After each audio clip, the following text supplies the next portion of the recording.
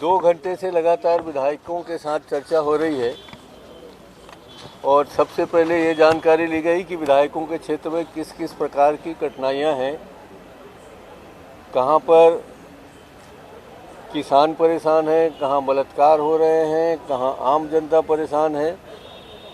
इस बात की चर्चा उनसे लेकर किस विषय को हम विधानसभा में ध्यानाकर्षण के माध्यम से, किस विषय को स्थगन के माध्यम से, किस विषय को चर्चा के माध्यम से वहाँ लाएंगे, इस पर पूरी बहस हुई।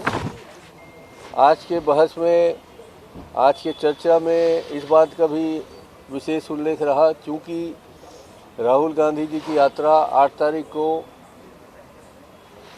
रायगढ़ जिले में प्रवेश करेगी।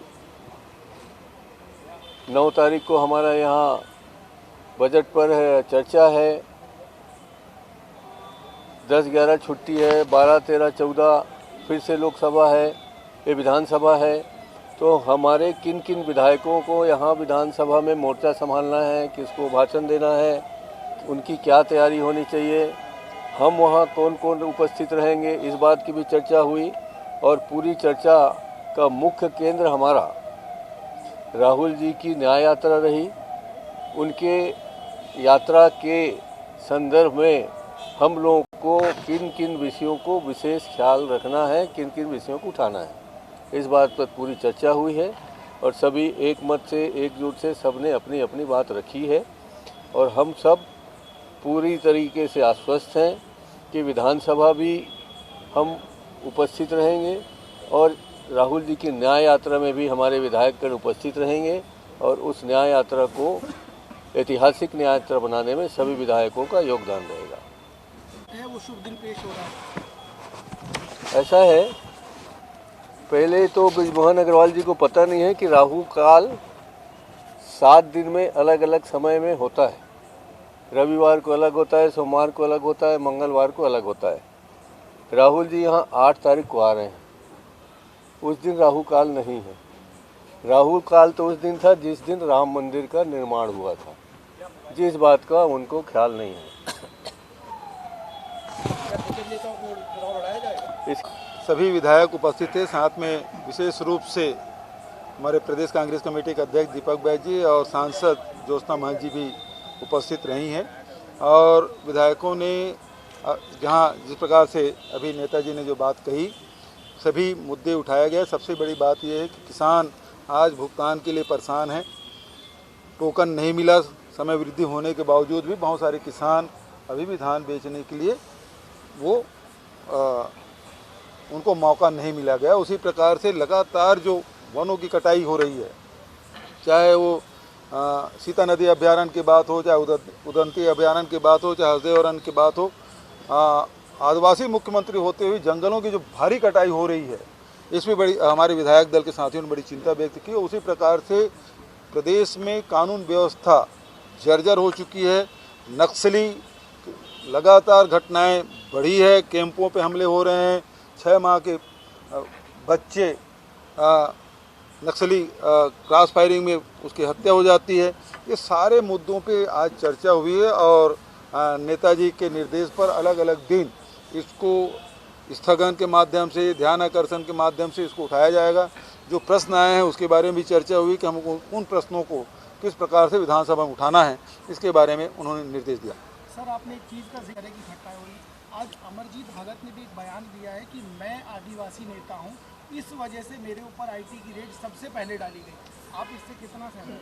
बिल्कुल सही बात है कि अमरजीत भगत एक आदिवासी नेता है, स्थापित नेता है, अनेक बार के विधायक और मंत्री रहे हैं और उसको नाहक आईटी के द्वारा परेशान किया गया। 5-5 दिन तक के पूरे घर के लोगों को बिठा कर रखा गया और निकला कुछ भी नहीं। तो ये जो सेंट्रल एजेंसी है, लगातार छत्तीसगढ़ में या देश में जहाँ जहाँ विपक्ष की सरकार रही है, विपक्षी नेता हैं, उनको प्रताड़ित करने का और बदनाम करने का प्रयास, ताकि पूरी पार्टी में अब एक बार आईटी छापा पड़ गया तो उसके यहाँ आईटी छापा पड़ा, यही हल्ला होना है। लेकिन आदिवासी नेता की छवि खराब करने की कोशिश की गई है। जो आरोप लगाया अमरजीत भगत बिल्कुल सही है। महानारी वंदन योजना का 2 महीने से अधिक हो गया, सप्लीमेंट्री बजट आए, अभी तक के 2 महीने बाद तो वो नियम बनाए और नियम बनने के बाद अब फॉर्म नहीं बन पा रहे हैं और फॉर्म में उस प्रकार की शर्तें, अनेक ऐसी शर्तें हैं जिससे लाभ लोगों को, महिलाओं को नहीं मिलने वाला है। जबकि 65 लाख फॉर्म भराए हैं, खुद भारतीय जनता पार्टी कार्यकर्ताओं ने फॉर्म भराया है, तो उसे वेरिफिकेशन करने की ज़रूरत नहीं होनी चाहिए, उसको तो सीधा सीधा वो राशि देना चाहिए। क्योंकि चुनाव समय उन्होंने कई विधानसभा में कहा कि आपको पहली किस्त ये नकद भुगतान हो गया है, दूसरी किस्त अगले महीने मिलेगा। तो जब आप बजट में उसको प्रावधान कर दिए हैं तो अभी तक मिल क्यों नहीं रहा है? और अभी अब नियम प्रक्रिया आपने इतना जटिल बना दिया है कि आप उसको फॉर्म भर नहीं सकते। आप मूल निवासी प्रमाण पत्र आपको बनाना है, विवाह के आपको दस्तावेज देने हैं, बहुत सारे इस प्रकार से दस्तावेज आपको देंगे, बहुत सारे क्राइटेरिया है जिसमें अधिकांश लोग कट जाएंगे। और ये जो आंकड़े 60-65 लाख जो फॉर्म भराए हैं, संभवतः ये उस आंकड़े तक के भी नहीं पहुंच पाएंगे।